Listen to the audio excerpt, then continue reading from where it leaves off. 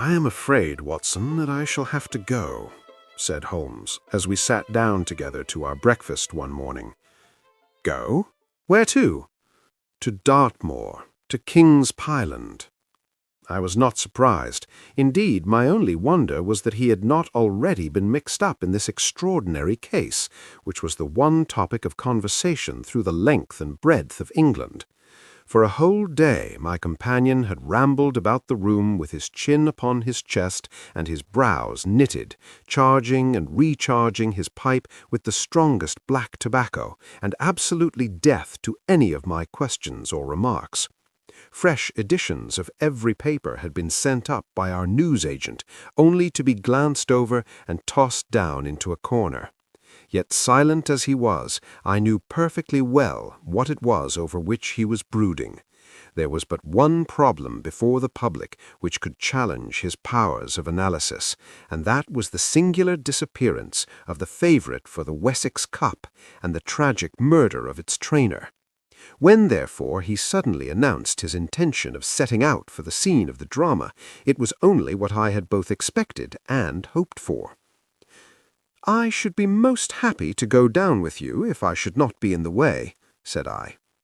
"My dear Watson, you would confer a great favour upon me by coming, and I think that your time will not be misspent, for there are points about the case which promise to make it an absolutely unique one. We have, I think, just time to catch our train at Paddington, and I will go further into the matter upon our journey. You would oblige me by bringing with you your very excellent field-glass." And so it happened that an hour or so later I found myself in the corner of a first-class carriage flying along en route for Exeter, while Sherlock Holmes, with his sharp, eager face framed in his ear-clapped travelling cap, dipped rapidly into the bundle of fresh papers which he had procured at Paddington. We had left Reading far behind us before he thrust the last one of them under the seat and offered me his cigar-case. "We are going well," said he, looking out the window and glancing at his watch. "Our rate at present is 53.5 miles an hour. I have not observed the quarter-mile posts," said I. "Nor have I, but the telegraph posts upon this line are 60 yards apart, and the calculation is a simple one. I presume that you have looked into this matter of the murder of John Straker and the disappearance of Silver Blaze. I have seen what the Telegraph and the Chronicle have to say. It is one of those cases where the art of the reasoner should be used rather for the sifting of details than for the acquiring of fresh evidence. The tragedy has been so uncommon, so complete, and of such personal importance to so many people, that we are suffering from a plethora of surmise, conjecture, and hypothesis. The difficulty is to detach the framework of fact, of absolute undeniable fact, from the embellishments of theorists and reporters. Then, having established ourselves upon this sound basis, it is our duty to see what inferences may be drawn, and what are the special points upon which the whole mystery turns. On Tuesday evening I received telegrams from both Colonel Ross, the owner of the horse, and from Inspector Gregory, who is looking after the case, inviting my cooperation." "Tuesday evening?" I exclaimed. "And this is Thursday morning. Why didn't you go down yesterday?" "Because I made a blunder, my dear Watson, which is, I am afraid, a more common occurrence than anyone would think who only knew me through your memoirs. The fact is that I could not believe it possible that the most remarkable horse in England could long remain concealed, especially in so sparsely inhabited a place as the north of Dartmoor. From hour to hour yesterday I expected to hear that he had been found, and that his abductor was the murderer of John Straker. When, however, another morning had come, and I found that beyond the arrest of young Fitzroy Simpson nothing had been done, I felt that it was time for me to take action. Yet in some ways I feel that yesterday has not been wasted." "You have formed a theory, then?" At least I have got a grip of the essential facts of the case. I shall enumerate them to you, for nothing clears up a case so much as stating it to another person, and I can hardly expect your cooperation if I do not show you the position from which we start." I lay back against the cushions, puffing at my cigar, while Holmes, leaning forward with his long, thin forefinger checking off the points upon the palm of his left hand, gave me a sketch of the events which had led to our journey. "Silver Blaze," said he, "is from the isonomy stock, and holds as brilliant a record as his famous ancestor. He is now in his 5th year, and has brought in turn each of the prizes of the turf to Colonel Ross, his fortunate owner. Up to the time of the catastrophe, he was the first favourite for the Wessex Cup, the betting being 3-1 on him. He has always, however, been a prime favourite with the racing public, and has never yet disappointed them, so that even at those odds enormous sums of money have been laid upon him. It is obvious, therefore, that there were many people who had the strongest interest in preventing Silver Blaze from being there at the fall of the flag next Tuesday. The fact was, of course, appreciated at King's Pyland, where the Colonel's training stable is situated. Every precaution was taken to guard the favourite. The trainer, John Straker, is a retired jockey who rode in Colonel Ross's colours before he became too heavy for the weighing chair. He has served the Colonel for 5 years as jockey and for 7 as trainer, and has always shown himself to be a zealous and honest servant. Under him were 3 lads, for the establishment was a small one, containing only 4 horses in all. One of these lads sat up each night in the stable, while the others slept in the loft. All 3 bore excellent characters. John Straker, who was a married man, lived in a small villa about 200 yards from the stables. He has no children, keeps 1 maidservant, and is comfortably off. The country round is very lonely, but about half a mile to the north there is a small cluster of villas which have been built by a Tavistock contractor for the use of invalids and others who may wish to enjoy the pure Dartmoor air. Tavistock itself lies 2 miles to the west, while across the moor, also about 2 miles distant, is the larger training establishment of Mapleton, which belongs to Lord Backwater and is managed by Silas Brown. In every other direction the moor is a complete wilderness, inhabited only by a few roaming gypsies. Such was the general situation last Monday night, when the catastrophe occurred. On that evening, the horses had been exercised and watered as usual, and the stables were locked up at 9 o'clock. 2 of the lads walked up to the trainer's house, where they had supper in the kitchen, while the third, Ned Hunter, remained on guard. At a few minutes after 9, the maid, Edith Baxter, carried down to the stables his supper, which consisted of a dish of curried mutton. She took no liquid, as there was a water tap in the stables, and it was the rule that the lad on duty should drink nothing else. The maid carried a lantern with her, as it was very dark, and the path ran across the open moor. Edith Baxter was within 30 yards of the stables, when a man appeared out of the darkness and called her to stop. As he stepped into the circle of yellow light thrown by the lantern, she saw that he was a person of gentlemanly bearing, dressed in a grey suit of tweeds with a cloth cap. He wore gaiters and carried a heavy stick with a knob to it. She was most impressed, however, by the extreme pallor of his face and by the nervousness of his manner. His age, she thought, would be rather over 30 than under it. "Can you tell me where I am?" he asked. "I had almost made up my mind to sleep on the moor when I saw the light of your lantern." "You are close to the King's Pyland training stables," said she. "Oh, indeed! What a stroke of luck!" he cried. "I understand that a stable-boy sleeps there alone every night. Perhaps that is his supper that you are carrying to him. Now, I am sure that you would be too proud to earn the price of a new dress, would you?" He took a piece of white paper folded up out of his waistcoat pocket.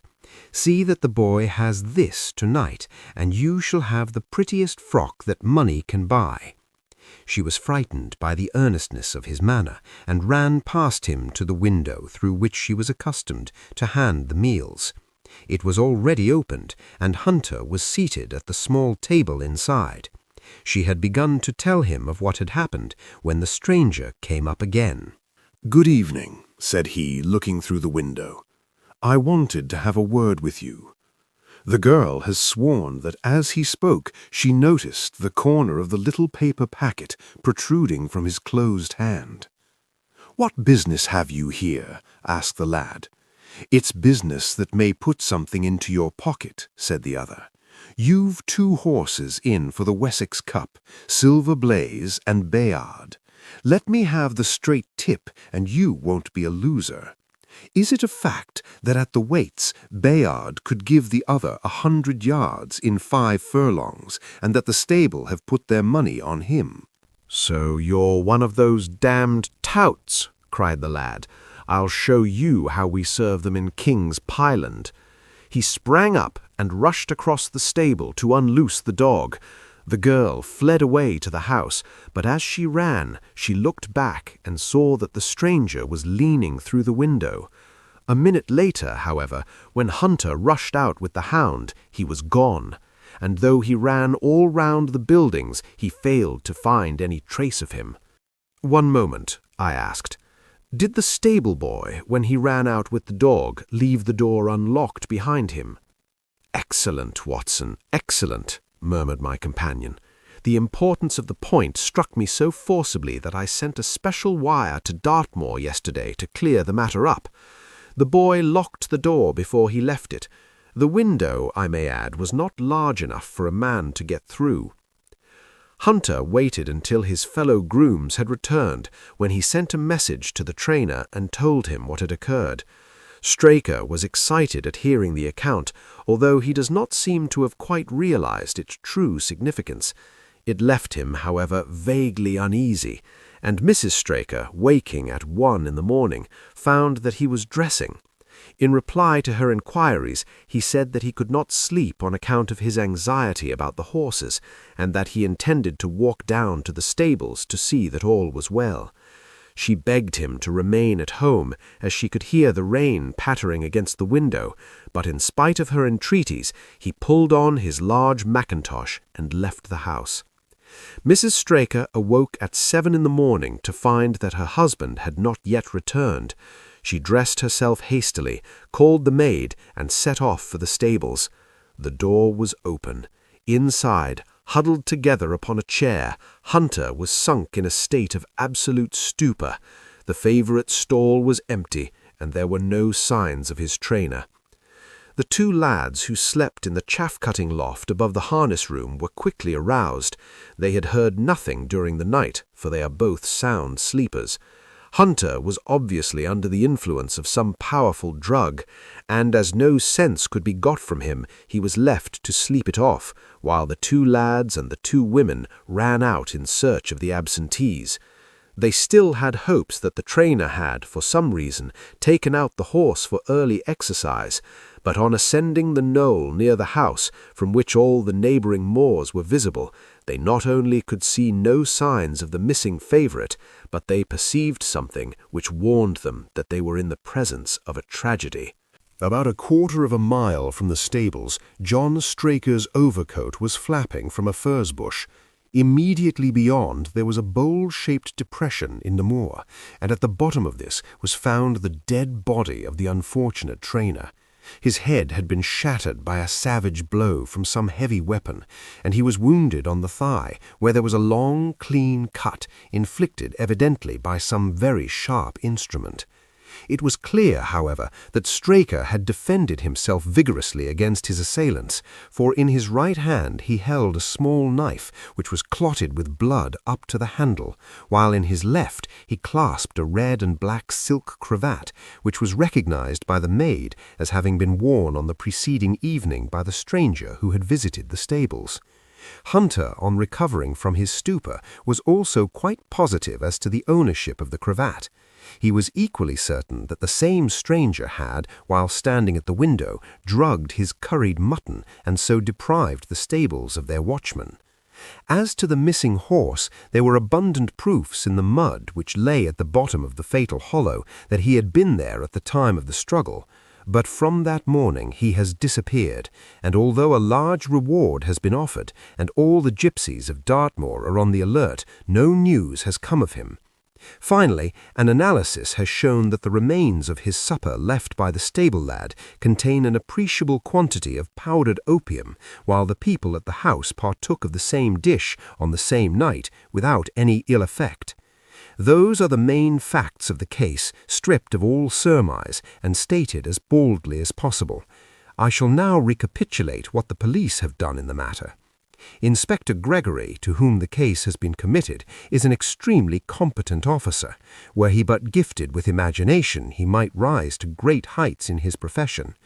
On his arrival, he promptly found and arrested the man upon whom suspicion naturally rested. He was little difficulty in finding him, for he inhabited one of those villas which I have mentioned. His name, it appears, was Fitzroy Simpson. He was a man of excellent birth and education who had squandered a fortune upon the turf, and who lived now by doing a little quiet and genteel bookmaking in the sporting clubs of London. An examination of his betting book shows that bets to the amount of £5,000 had been registered by him against the favourite. On being arrested, he volunteered the statement that he had come down to Dartmoor in the hope of getting some information about the King's Pyland horses, and also about Desborough, the second favourite, which was in charge of Silas Brown at the Mapleton stables. He did not attempt to deny that he had acted as described upon the evening before, but declared that he had no sinister designs, and had simply wished to obtain first-hand information.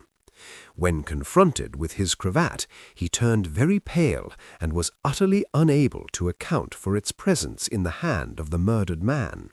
His wet clothing showed that he had been out in the storm of the night before, and his stick, which was a Penang lawyer weighted with lead, was just such a weapon as might by repeated blows have inflicted the terrible injuries to which the trainer had succumbed.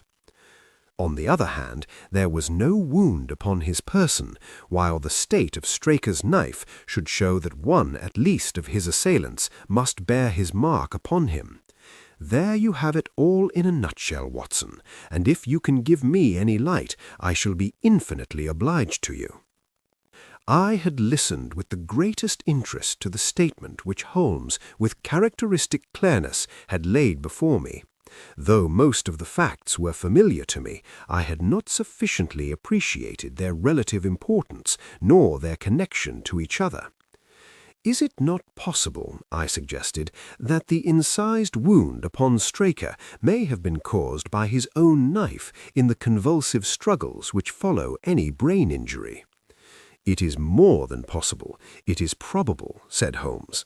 In that case, one of the main points in favour of the accused disappears. And yet, I said, even now I fail to understand what the theory of the police can be.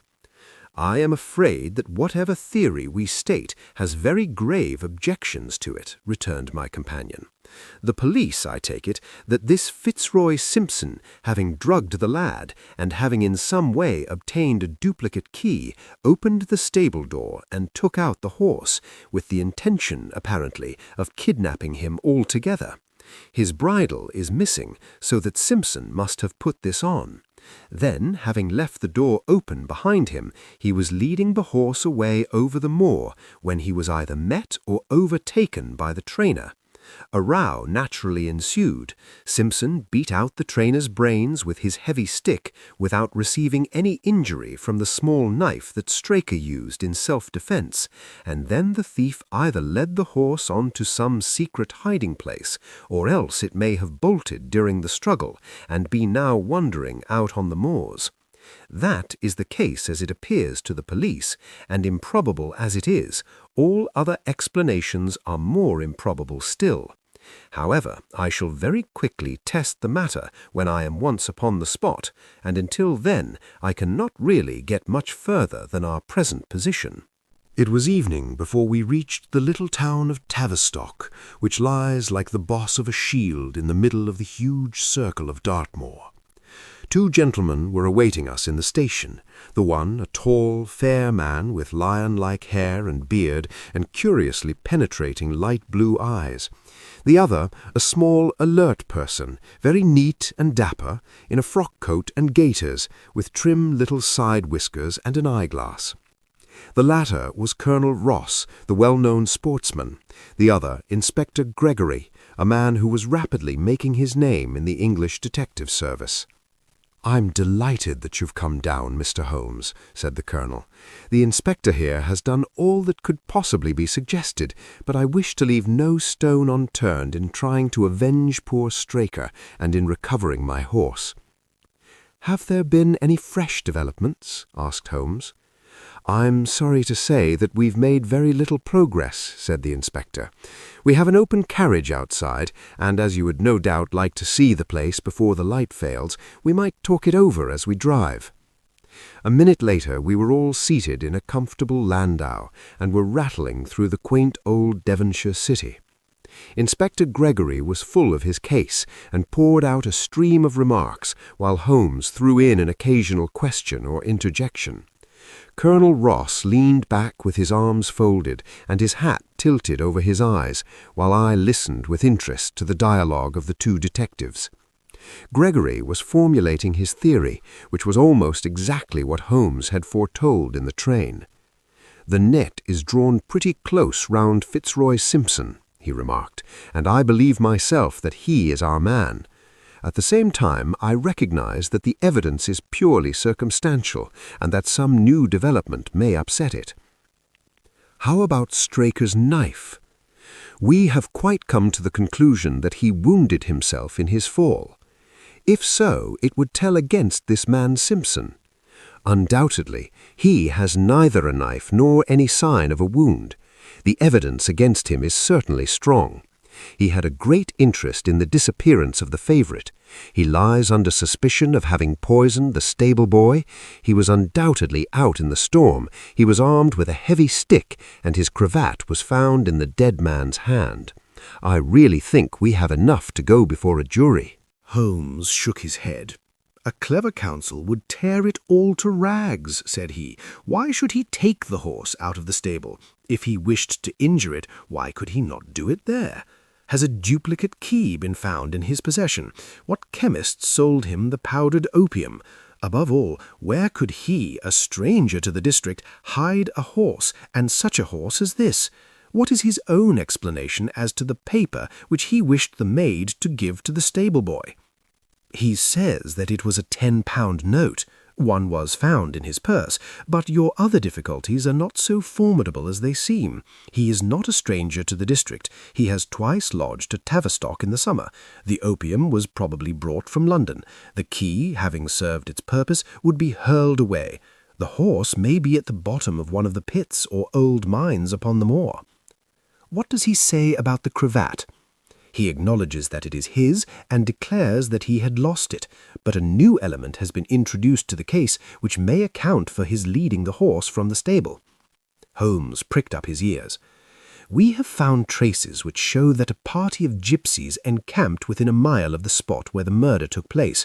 On Tuesday they were gone. Now, presuming that there was some understanding between Simpson and these gypsies, might he not have been leading the horse to them when he was overtaken, and may they not have him now? It is certainly possible. The moor is being scoured for these gypsies.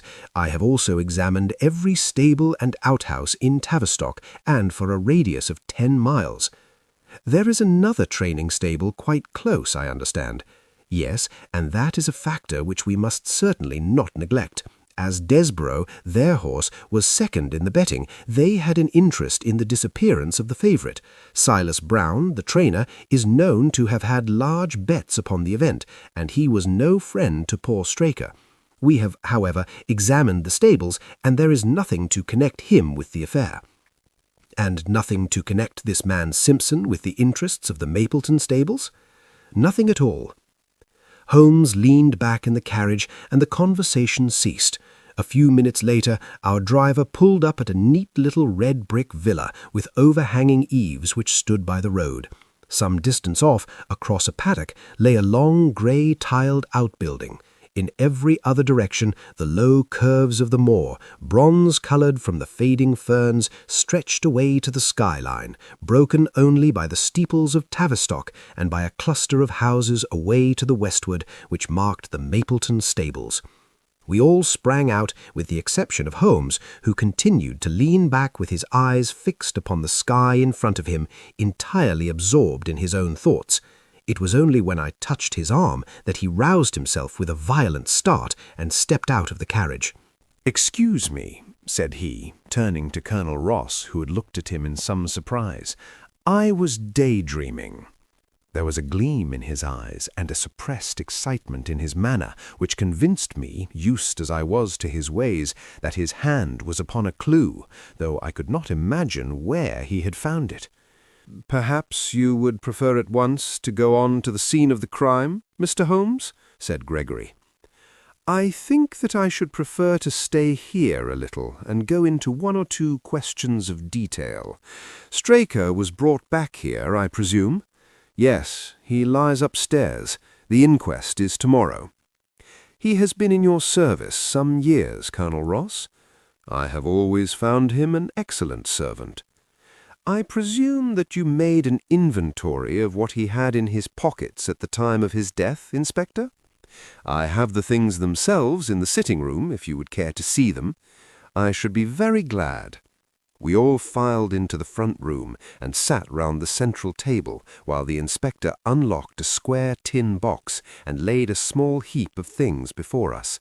There was a box of vestas, 2 inches of tallow candle, an ADP briar root pipe, a pouch of sealskin with half an ounce of long-cut Cavendish, a silver watch with a gold chain, 5 sovereigns in gold, an aluminium pencil case, a few papers, and an ivory-handled knife with a very delicate, inflexible blade marked Weiss & Co., London. "This is a very singular knife," said Holmes, lifting it up and examining it minutely. "I presume, as I see bloodstains upon it, that it is the one which was found in the dead man's grasp. Watson, this knife is surely in your line." "It is what we call a cataract knife," said I. "I thought so.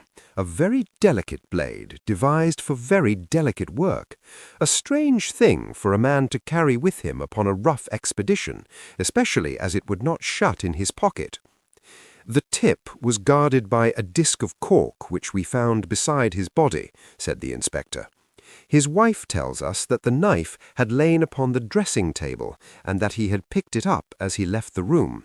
It was a poor weapon, but perhaps the best that he could lay his hands on at the moment." "Very possible. How about these papers?" 3 of them are receipted hay dealers' accounts. One of them is a letter of instructions from Colonel Ross. This other is a milliner's account for £37.15, made out by Madame Lesourier of Bond Street to William Derbyshire. Mrs. Straker tells us that Derbyshire was a friend of her husband's, and that occasionally his letters were addressed here. "Madame Derbyshire had somewhat expensive tastes," remarked Holmes, glancing down the account. 22 guineas is rather heavy for a single costume. However, there appears to be nothing more to learn, and we may now go down to the scene of the crime." As we emerged from the sitting-room, a woman who had been waiting in the passage took a step forward and laid her hand upon the inspector's sleeve.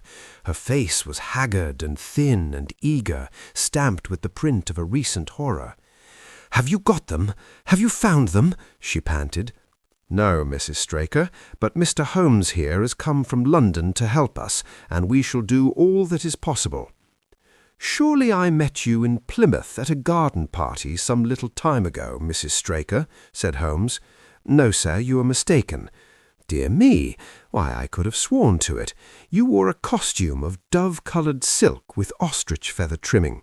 "I never had such a dress, sir," answered the lady. "Ah, that quite settles it." And with an apology, he followed the inspector outside. A short walk across the moor took us to the hollow in which the body had been found. At the brink of it was the furze bush upon which the coat had been hung. There was no wind that night, I understand. None, but very heavy rain. In that case, the overcoat was not blown against the furze bush, but placed there. Yes, it was laid across the bush. You fill me with interest, I perceive. That the ground has been trampled up a good deal. No doubt many feet have been here since Monday night. A piece of matting has been laid here at the side, and we have all stood upon that. Excellent.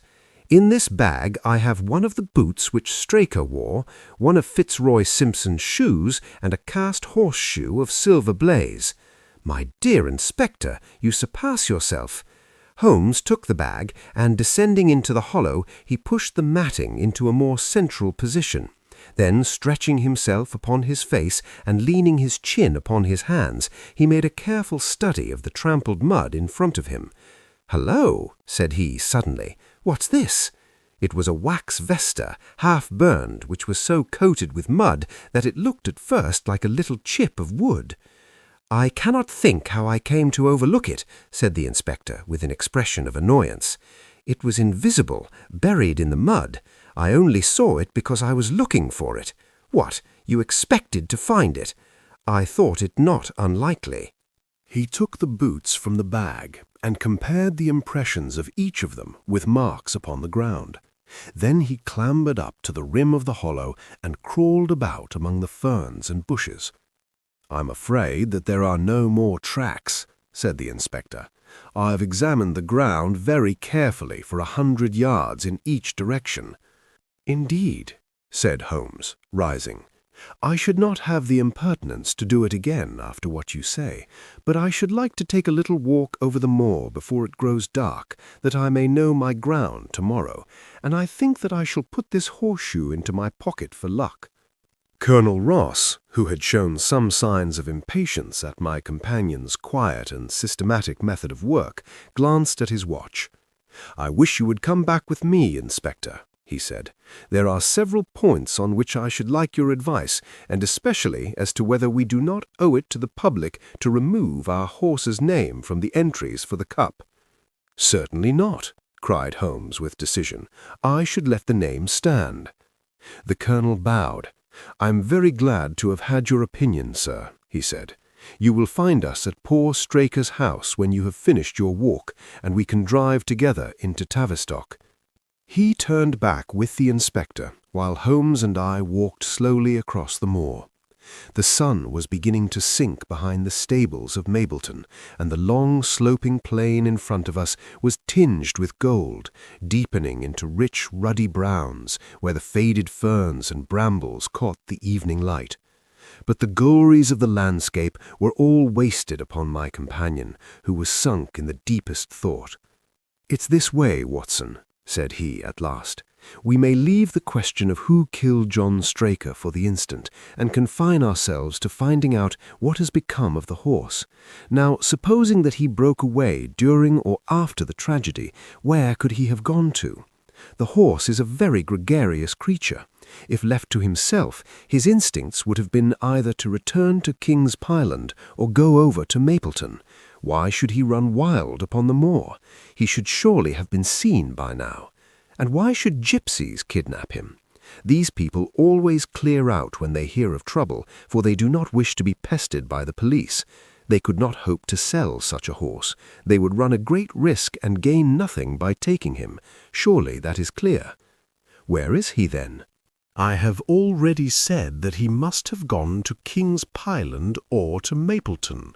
He is not at King's Pyland, therefore he is at Mapleton. Let us take that as a working hypothesis and see what it leads us to. This part of the moor, as the inspector remarked, is very hard and dry, but it falls away towards Mapleton, and you can see from here that there is a long hollow over yonder, which must have been very wet on Monday night. If our supposition is correct, then the horse must have crossed that, and there is the point where we should look for his tracks. We had been walking briskly during this conversation, and a few more minutes brought us to the hollow in question. At Holmes's request, I walked down the bank to the right, and he to the left, but I had not taken 50 paces before I heard him give a shout and saw him waving his hand to me. The track of a horse was plainly outlined in the soft earth in front of him, and the shoe which he took from his pocket exactly fitted the impression. "See the value of imagination," said Holmes. "It is the one quality which Gregory lacks. We imagined what might have happened, acted upon the supposition, and find ourselves justified. Let us proceed."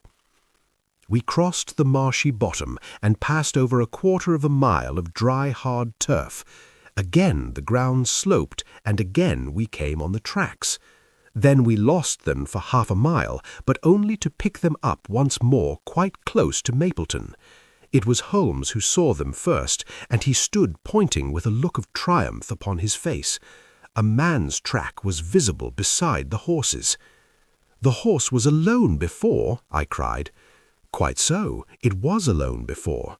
Hullo, what is this?" The double track turned sharp off and took the direction of King's Pyland. Holmes whistled, and we both followed along after it. His eyes were on the trail, but I happened to look a little to one side and saw to my surprise the same tracks coming back again in the opposite direction.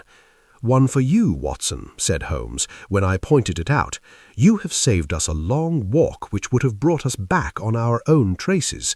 Let us follow the return track." We had not to go far. It ended at the paving of asphalt that led up to the gates of the Mapleton stables. As we approached, a groom ran out from them. "We don't want any loiterers about here," said he. "I only wished to ask a question," said Holmes, with his finger and thumb in his waistcoat pocket. "Should I be too early to see your master, Mr. Silas Brown, if I were to call at 5 o'clock tomorrow morning?" "Bless you, sir, if anyone is about, he will be, for he is always the first stirring. But here he is, sir, to answer your questions for himself." "No, sir, no. It is as much as my place is worth to let him see me touch your money. Afterwards, if you like." As Sherlock Holmes replaced the half-crown which he had drawn from his pocket, a fierce-looking elderly man strode out from the gate with a hunting crop swinging in his hand. "What's this, Dawson? No gossiping. Go about your business. And you, what the devil do you want here?" "10 minutes' talk with you, my good sir," said Holmes in the sweetest of voices. "I've no time to talk to every gadabout. We want no strangers here. Be off, or you may find a dog at your heels." Holmes leaned forward and whispered something in the trainer's ear. He started violently and flushed to the temples. "It's a lie! An infernal lie!" "Very good. Shall we argue about it here in public, or talk it over in your parlour?" "Oh, come in if you wish to." Holmes smiled. "I shall not keep you more than a few minutes, Watson," he said. "Now, Mr. Brown, I am quite at your disposal." It was 20 minutes, and the reds had all faded into greys before Holmes and the trainer reappeared. Never have I seen such a change as had been brought about in Silas Brown in that short time. His face was ashy pale, beads of perspiration shone upon his brow, and his hands shook until the hunting crop wagged like a branch in the wind. His bullying, overbearing manner was all gone too, and he cringed along to my companion's side like a dog with its master. "Your instructions will be done. It shall all be done," he said.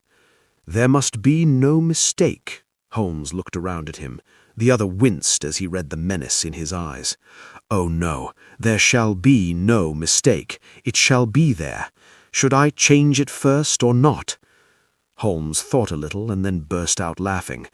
"No, don't," he said. "I shall write to you about it. No tricks now, or, 'Oh, you can trust me, you can trust me.' Yes, I think I can. Well, you shall hear from me tomorrow." He turned upon his heel, disregarding the trembling hand which the other held out to him, and we set off for King's Pyland. "A more perfect compound of the bulling, coward, and sneak than Master Silas Brown I have seldom met with," remarked Holmes as we trudged along together. "He has the horse, then?" He tried to bluster out of it, but I described to him so exactly what his actions had been upon that morning that he is convinced that I was watching him. Of course, you observed the peculiarly square toes in the impressions, and that his own boots exactly corresponded to them. Again, of course, no subordinate would have dared to do such a thing. I described to him how, when, according to his custom, he was the first down, he perceived a strange horse wandering over the moor, how he went out to it, and his astonishment at recognizing, from the white forehead which has given the favourite its name, that chance had put in his power the only horse which could beat the one upon which he had put his money. Then I described how his first impulse had been to lead him back to King's Pyland, and how the devil had shown him how he could hide the horse until the race was over, and how he had led it back and concealed it at Mapleton. When I told him every detail, he gave it up, and thought only of saving his own skin. But his stables had been searched. Oh, an old horse-faker like him has many a dodge. But are you not afraid to leave the horse in his power now, since he has every interest in injuring it? My dear fellow, he will guard it as the apple of his eye. He knows that his only hope of mercy is to produce it safe. Colonel Ross did not impress me as a man who would be likely to show much mercy in any case. The matter does not rest with Colonel Ross. I follow my own methods and tell as much or little as I choose. That is the advantage of being unofficial. I don't know whether you observed it, Watson, but the Colonel's manner has been just a trifle cavalier to me. I am inclined now to have a little amusement at his expense. Say nothing to him about the horse. Certainly not without your permission. And, of course, this is all quite a minor point compared to the question of who killed John Straker. And you will devote yourself to that? On the contrary, we both go back to London by the night train. I was thunderstruck by my friend's words. We had only been a few hours in Devonshire, and that he should give up an investigation which he had begun so brilliantly was quite incomprehensible to me. Not a word more could I draw from him until we were back at the trainer's house. The colonel and the inspector were awaiting us in the parlour. "My friend and I returned to town by the night express," said Holmes. "We have had a charming little breath of your beautiful Dartmoor air." The inspector opened his eyes, and the colonel's lip curled in a sneer. "So, you despair of arresting the murderer of poor Straker?" said he. Holmes shrugged his shoulders. "There are certainly grave difficulties in the way," he said. "I have every hope, however, that your horse will start upon Tuesday, and I beg that you will have your jockey in readiness. Might I ask for a photograph of Mr. John Straker?" The inspector took one from an envelope and handed it to him. "My dear Gregory, you anticipate all my wants. If I might ask you to wait here for an instant, I have a question which I should like to put to the maid." "I must say that I am rather disappointed in our London consultant," said Colonel Ross bluntly, as my friend left the room. "I do not see that we are any further than when he came." "At least you have his assurance that your horse will run," said I. "Yes, I have his assurance," said the colonel with a shrug of his shoulders. "I should prefer to have the horse." I was about to make some reply in defence of my friend when he entered the room again. "Now, gentlemen," said he, "I am quite ready for Tavistock." As we stepped into the carriage, one of the stable lads held the door open for us. A sudden idea seemed to occur to Holmes, for he leaned forward and touched the lad upon the sleeve. "You have a few sheep in the paddock. Who attends to them?" "I do, sir." "Have you noticed anything amiss with them of late?" "Well, sir, not of much account, but 3 of them have gone lame, sir." I could see that Holmes was extremely pleased, for he chuckled and rubbed his hands together. "A long shot, Watson, a very long shot," said he, pinching my arm. "Gregory, let me recommend to your attention this singular epidemic among the sheep. Drive on, coachman."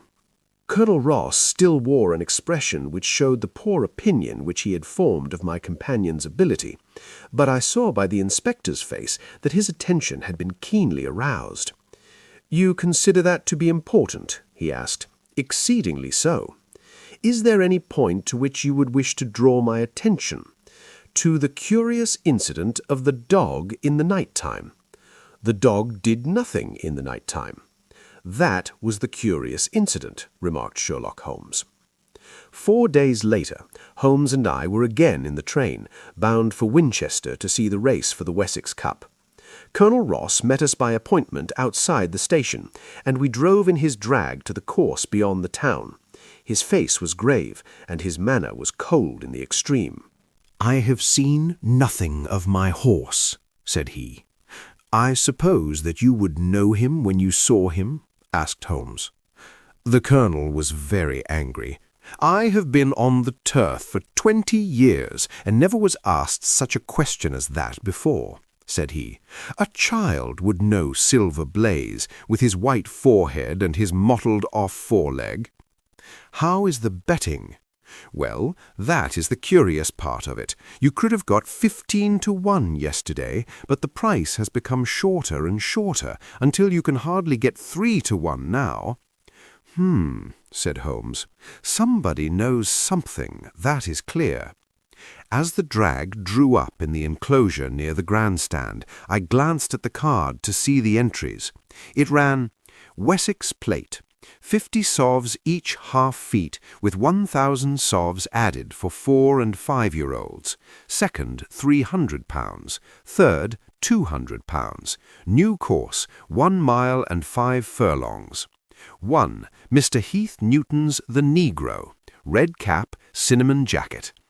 2. Colonel Wardlaw's Pugilist. Pink cap, blue and black jacket. 3. Lord Backwater's Desborough, yellow cap and sleeves. 4. Colonel Ross's Silver Blaze, black cap, red jacket.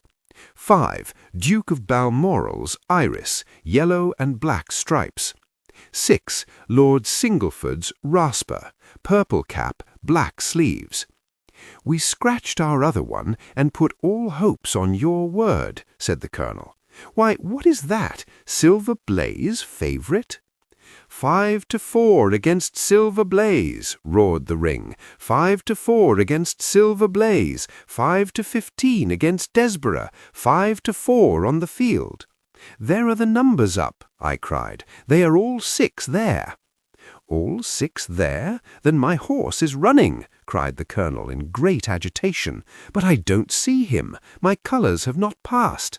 "Only 5 have passed. This must be he." As I spoke, a powerful bay horse swept out from the weighing enclosure and cantered past us, bearing on its back the well-known black and red of the colonel. "That's not my horse," cried the owner. "That beast has not a white hair upon its body. What is this that you have done, Mr. Holmes?" "Well, well, let us see how he gets on," said my friend imperturbably. For a few minutes he gazed through my field-glass. "Capital! An excellent start!" he cried suddenly.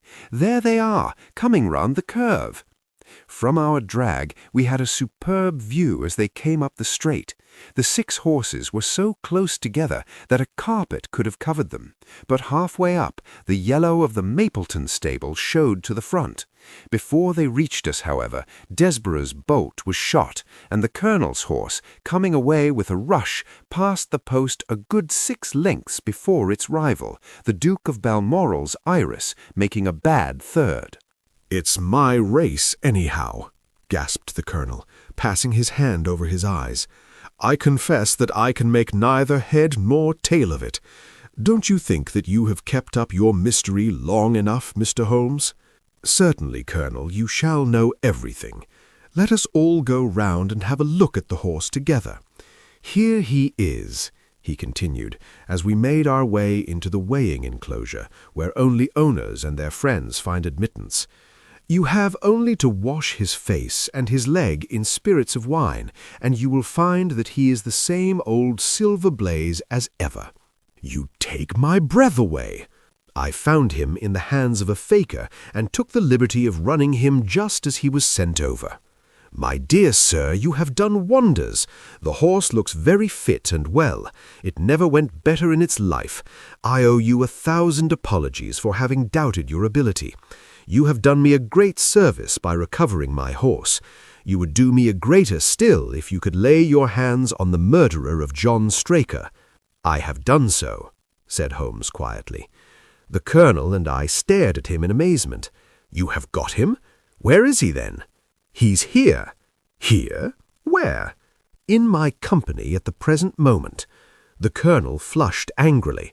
"I quite recognize that I am under obligations to you, Mr. Holmes," said he, "but I must regard what you have just said as either a very bad joke or an insult." Sherlock Holmes laughed.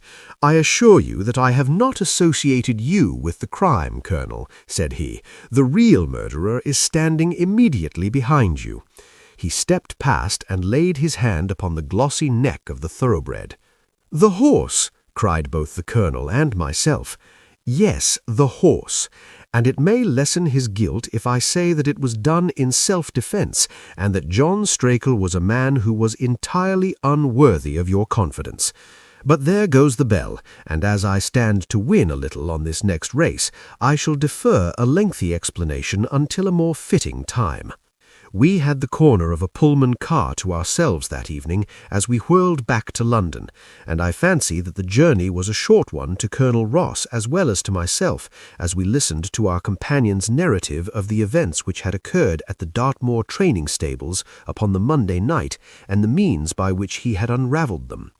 I confess that any theories which I had formed from the newspaper reports were entirely erroneous, and yet there were indications there, had they not been overlaid by other details which concealed their true import.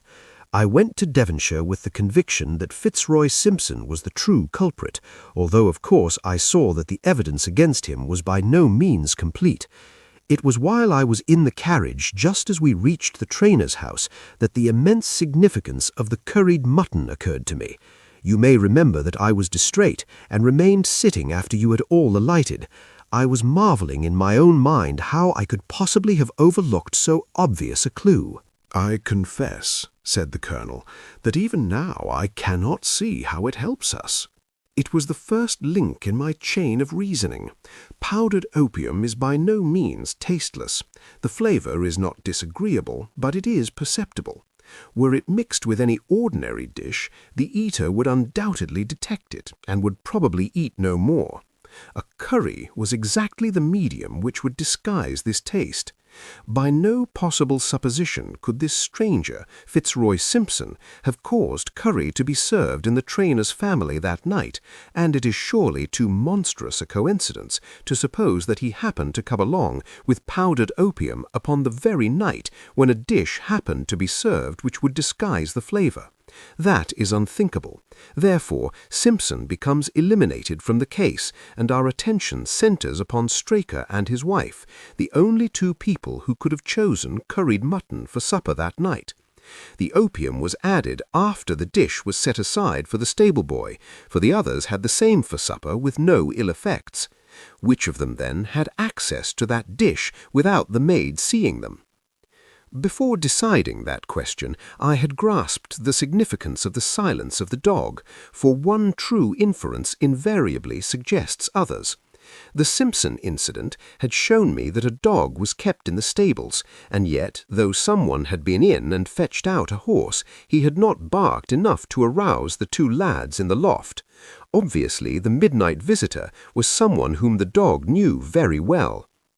I was already convinced, or almost convinced, that John Straker went down to the stables in the dead of night and took out Silver Blaze.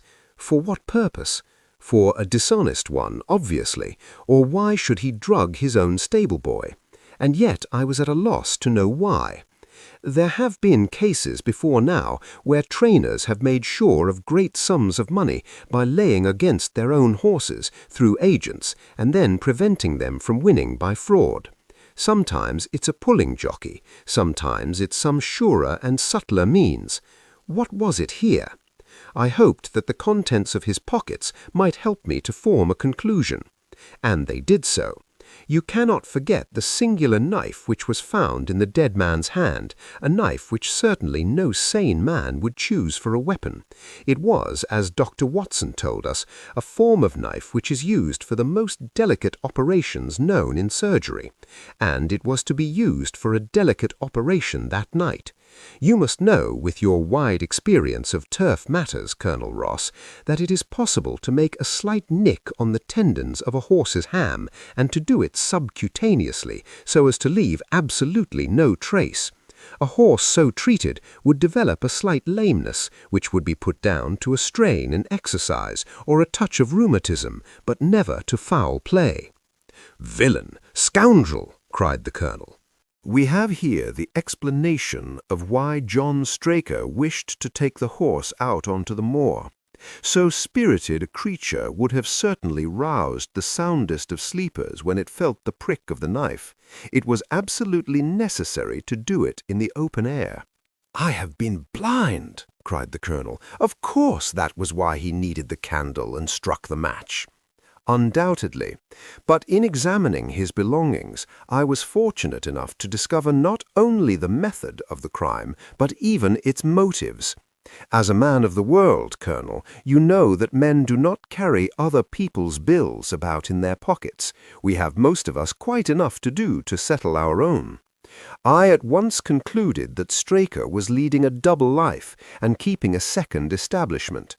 The nature of the bill showed that there was a lady in the case, and one who had expensive tastes. Liberal as you are with your servants, one can hardly expect that they can buy 20-guinea walking dresses for their ladies. I questioned Mrs. Straker as to the dress without her knowing it, and having satisfied myself that it had never reached her, I made a note of the milliner's address, and felt that by calling there with Straker's photograph I could easily dispose of the mythical Derbyshire. From that time on all was plain. Straker had led out the horse to a hollow where his light would be invisible. Simpson, in his flight, had dropped his cravat, and Straker had picked it up, with some idea, perhaps, that he might use it in securing the horse's leg. Once in the hollow, he had got behind the horse and had struck a light, but the creature, frightened at the sudden glare, and with the strange instinct of animals feeling that some mischief was intended, had lashed out, and the steel shoe had struck Straker full on the forehead. He had already, in spite of the rain, taken off his overcoat in order to do his delicate task, and so, as he fell, his knife gashed his thigh. Do I make it clear? "Wonderful!" cried the colonel. "Wonderful! You might have been there." My final shot was, I confess, a very long one. It struck me that so astute a man as Straker would not undertake this delicate tendon-nicking without a little practice. What could he practice on? My eyes fell upon the sheep, and I asked a question which, rather to my surprise, showed that my surmise was correct. When I returned to London, I called upon the milliner who had recognized Straker as an excellent customer of the name of Derbyshire, who had a very dashing wife with a strong partiality for expensive dresses. I have no doubt that this woman had plunged him over heads and ears in debt, and so led him into this miserable plot.